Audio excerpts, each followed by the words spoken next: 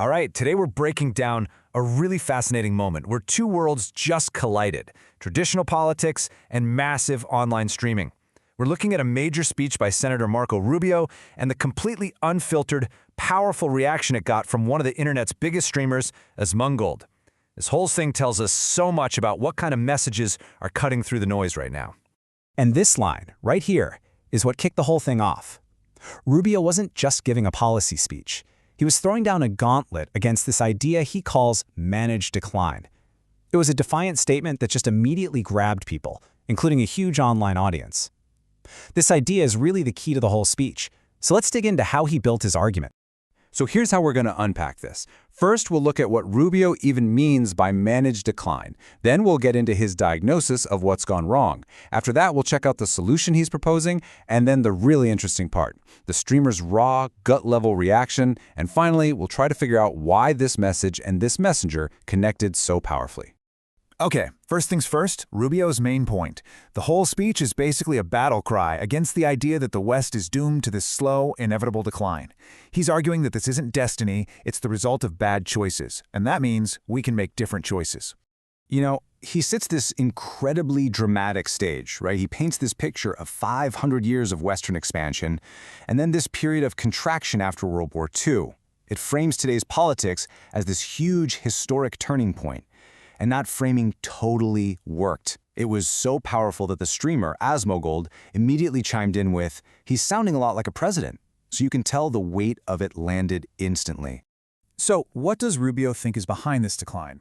Well, he zeroes in on 4 specific things he sees as major problems. He lays out these 4 areas that he basically sees as self-inflicted wounds. First, the idea that Western nations have given up too much power to global organizations. Second, that they've prioritized huge social spending programs over having a strong defense. Third, he points to energy policies that he says are making people poor just to satisfy what he calls a climate cult. And fourth, and this is a big one, mass migration that he argues is weakening the country. Now, that point on migration, it hit a real nerve. Asmongold's reaction was just immediate and blunt. He predicted that if things keep going this way, the idea of remigration, which is a really controversial idea about sending immigrants back to their home countries, could become a major topic in the next presidential election. It just goes to show how much that part of Rubio's message resonated with him. Okay, so after laying out all the problems, what's Rubio's fix? He doesn't just complain, he actually offers up a vision for a totally new kind of Western alliance. And this slide just lays it out so clearly. It's the before and after picture he's painting. On the left, you've got his version of the current alliance, weak, feeling guilty, acting like a global welfare state. But on the right, that's the future he wants, a proud, strong alliance that isn't afraid to unapologetically look out for its own people. And to get there, he lays out a pretty concrete 5-step plan. It's all about bringing industry back home, getting total control of national borders, making sure we control our own supply chains, shaking up global institutions to better serve our interests, and really going all in on competing in new areas like AI and space exploration. Okay, now we get to the real heart of why this moment went viral.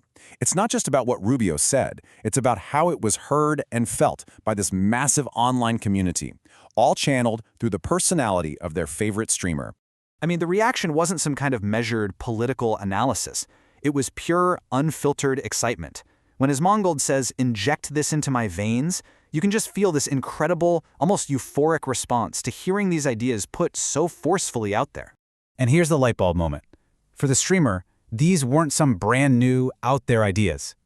He was hearing a major politician saying the exact same things that he feels like he's been saying every single day.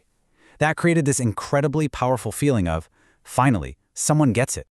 And this is where you see the real political impact. The speech was so convincing to Asmongold that it made him wonder out loud if Rubio could actually be a better leader than Donald Trump, who is obviously the biggest name in the party. That's a huge statement, and it was sparked by just this one speech. So the bottom line is, in their world, this wasn't just some good speech. It felt like an event they had been waiting for. The moment a politician finally gave a voice to all the frustrations and ideas this digital audience had been talking about for years.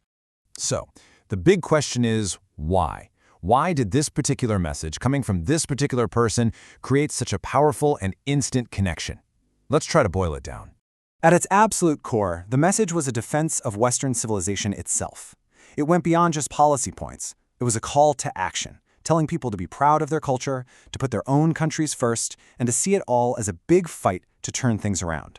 And here, Asmongold himself gives this really sharp analysis of why the speech works. He basically says people aren't motivated by spreadsheets or economic songs. They're motivated by deep loyalties to a country, a culture, and identity. He connects this directly to immigration, suggesting that feeling like you're being replaced is an incredibly powerful motivator. Rubio's speech tapped right into that. And that right there, that's the whole story. What we're seeing is this wild new dynamic. A very polished, formal political speech gets picked up and amplified in real time by the raw, chaotic, high-energy world of streaming. It's reaching a giant audience that would probably never sit down to watch a political conference on their own. So we'll leave you with this question to think about. When the lines between politics and online culture are blurring this much, what does a moment like this really signal for the future? When a senator's speech doesn't just land with the streamer's audience, but feels like it was almost written for them, it suggests a huge shift is happening in who's driving the political conversation and who's paying attention.